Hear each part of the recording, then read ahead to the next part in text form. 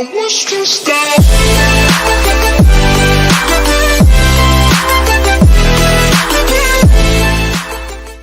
After the 7 Years' War, the British took over Spanish, Florida and all of New France and North America. Wow, this was a huge victory, but there was one problem. The British had a £60 million debt, their economy was broke, and they desperately needed money. In 1764, Britain introduced the Sugar Act, forcing the colonists to import sugar and molasses exclusively from the British, and to pay duties on them. Then, a year later, they introduced the extremely controversial Stamp Act. Basically, it required colonists to pay a direct tax on virtually all paper goods, such as newspapers, legal documents, and playing cards. The colonists did not like this. Until now they had enjoyed relative freedom to rule themselves, and now suddenly Britain was asserting its control. They were especially unhappy because they didn't have any representatives in the parliament that was levying taxes on them. So the colonists decided to protest. People like Patrick Henry were giving ensign speeches, "Give me liberty, or give me death." British goods were boycotted and anyone loyal to the British found themselves increasingly persecuted. The whole thing actually began to take quite a toll on British business, and after just a couple years the British were forced to repeal the Stamp Act, just to tax them again, because King George III believed that they had the legal right to assert their control on the colonies. In 1766 the British Parliament passed the Declaratory Act. The act stated that the British Parliament had total legislative power over the American colonies in all cases whatsoever. In 1767, they instigated the Townshend Act. Then they levied a whole bunch of new taxes on the Americans via import duties. Tea, glass, paper, you name it. The Americans boycotted British goods. British business felt the pinch. They repeal all the new taxes except for the one on tea. They also sent 1,000 troops to Boston to take control of the city. On March 5, a band of local patriots began heckling a British guard at the customs house. More and more Americans joined in the heckling, while more British troops turned up. The protesters began throwing trash at the British troops. They panicked and opened fire at the crowd. 5 civilians were killed. The patriot press throughout the colonies declared the Boston Massacre an unwarranted crime committed against the people of Boston by the cruel British, and the anger continued to grow. A British revenue schooner that ran aground in Rhode Island is burned by the locals. When it came to light that the governor of Massachusetts supported the suppression of the colonists, his house was burned by the locals. On December 16, 1773, a band of patriots known as the Sons of Liberty disguised themselves as Native Americans, marched down to Boston Harbor, boarded a British merchant ship loaded with tea, and in front of thousands spectators, threw nearly 10,000 pounds worth of tea overboard. That much tea just wasted. The British were disgusted, and they punished Massachusetts. They dissolved its General Assembly, revoked their charter, and sent 3,000 more troops to occupy the city. Boston and Massachusetts were now essentially under the direct rule of Great Britain. And to the surprise of no one, the people really hate the British. The other colonies saw what was happening, and worried they might be next. So they called a brain trust to decide what to do. 56 delegates from 12 colonies gathered and met in Philadelphia at the First Continental Congress. They agreed to defend colonial rights, organize a boycott of British goods, and work together against unfair taxation and laws. When that doesn't work, they call up militia to be ready at minute's notice. And across the colonies, these Minutemen stood ready for the beginning of the American Revolutionary War. Now having your colonies in open rebellion is one thing. But when they start arming themselves, that's when it becomes a problem.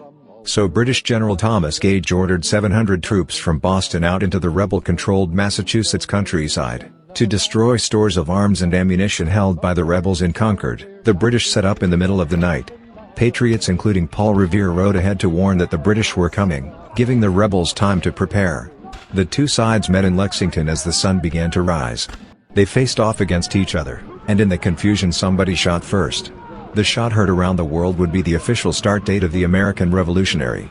The rebels were outnumbered and had to fall back to Concord, as the British slid up to search for rebel supplies. However, more and more patriot rebels kept showing up, and this time it was the British who outnumbered, as more fighting kicked off in Concord.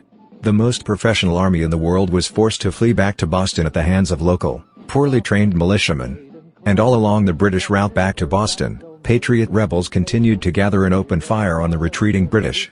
When the British reached Boston, the rebel militias surrounded them. Boston and the British were now under siege, as small land and naval skirmishes continued around the city. And the British would suffer another embarrassing blow. This time in upstate New York, Colonel Benedict Arnold concocted a plan to take the British stronghold, Fort Ticonderoga. which held a large amount of guns and ammunition, he set off towards the fort alone, hoping to recruit men along the way, when he came across the Green Mountain Boys, led by Ethan Allen, who, as it turned out, had the exact same plan he did. What's the two kept arguing on who would be in charge. This went on for some time, until the Green Mountain Boys threatened to go home and Arnold had to concede. The group raided the fort at night, while the Redcoats were asleep. And they caught them completely by surprise, taking the fort and all of its munitions with almost no resistance. The British weren't happy that they were so far losing against this rebellion. So King George fired General Gage, replaced him with General William Howe, and ordered their rebellion to be put down immediately. The colonists knew that the British were going to retaliate. So they decided to put together a proper army, with the commander-in-chief, George Washington. Washington began his journey up to Boston to take command of the newly established Continental Army. As British made their first major attempts to break the siege, they made plans to take the high ground on Bunker Hill, but spies warned the Continentals of the British plans. So they fortified Bunker Hill, and set up defensive positions on nearby Breed's Hill. The day of the battle came, and as the British advanced, a barrage of Continental gunfire was opened up on them. Twice they tried to climb the hill, twice they were pushed back. The battle lasted 3 hours until the Continentals finally ran out of ammunition and had to retreat. While technically a British victory, they suffered nearly 1,000 casualties to the Continentals' 400. The British were taking higher casualties to suppress the rebellion. But not all the colonists wanted necessarily independence, they just wanted the British to remove the taxes and were willing to negotiate to do so. King George III refused any negotiations and said unconditional surrender was the only way.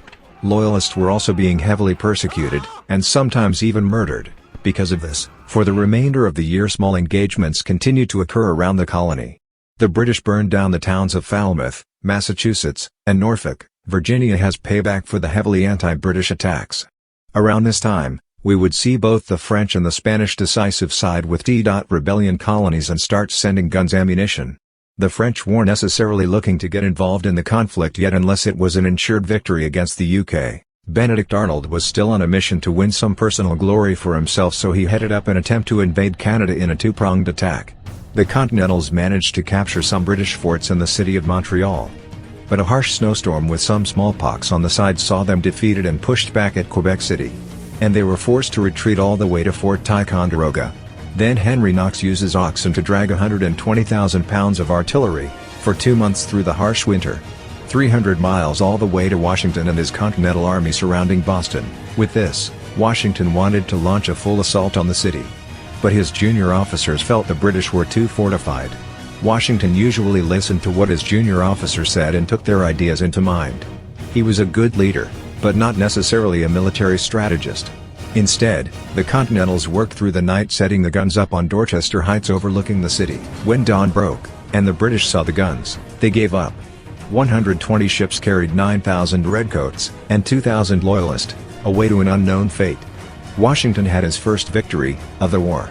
Washington then moved his army to New York, knowing that when the British returned, they would probably land there.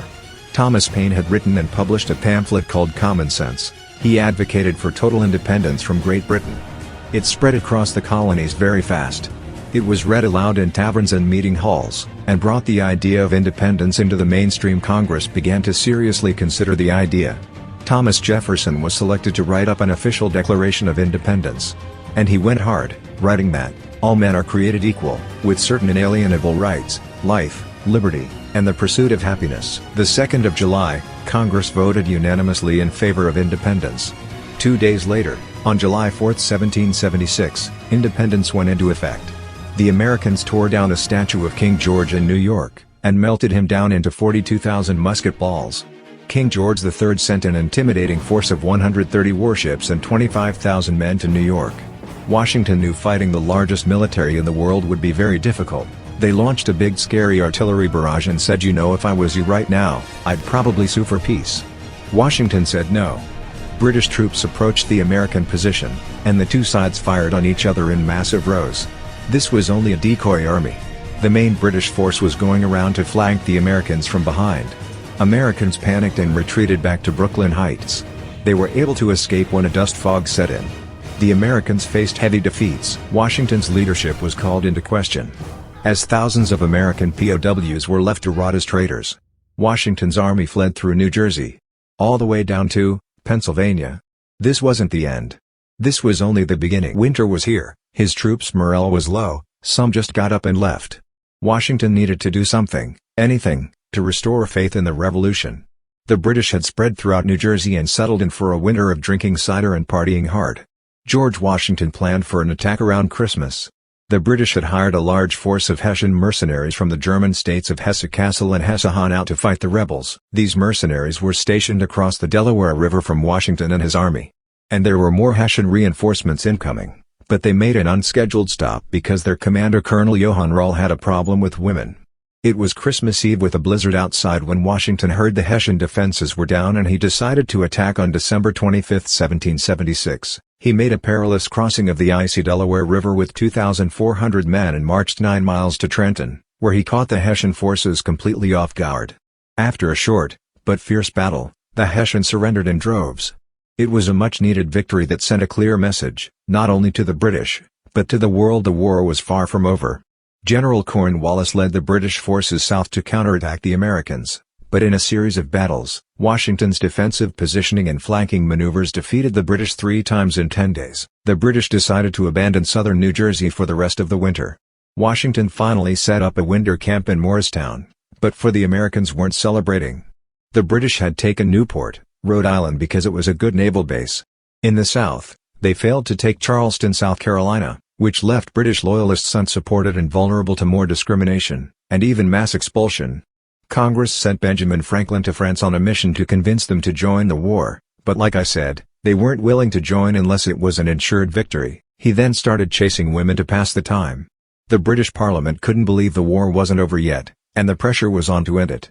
So the British came up with a plan. General Burgoyne in Montreal and General William Howe in New York would advance through the Hudson Valley and meet in the middle, splitting the colonies in two, and thus screwing over the American communication lines. Burgoyne began his movement south and after taking Fort Ticonderoga quite easily, he then came across heavy American resistance.